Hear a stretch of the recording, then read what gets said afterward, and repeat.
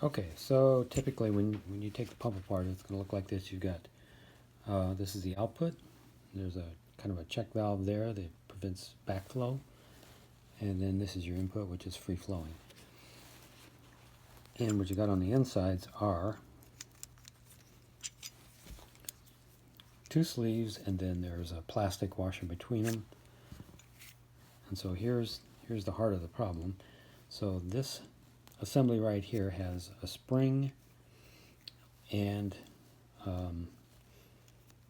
the plunger part of this thing. What happened was the plunger was corroded and it was stuck in one spot. And so I got the corrosion out and I thought that fixed it, but that wasn't enough. So I went ahead and I found out that a half-inch dowel fits perfect in here.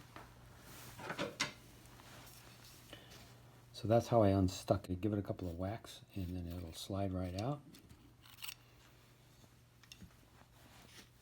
And then I didn't polish this up, but I would suggest maybe some extra fine sandpaper, kind of get it all slick and shiny so that it will act like a plunger. So this seems to be, I oiled it up a little bit.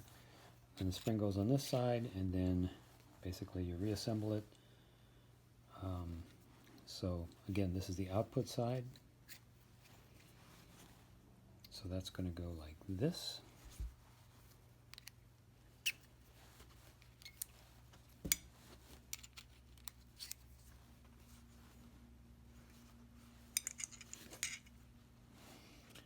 That's the output side.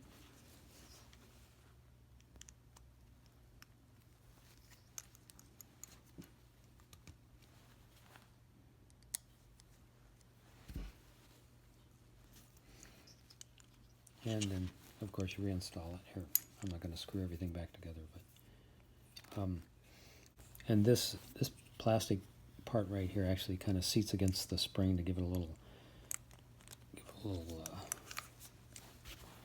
backstop.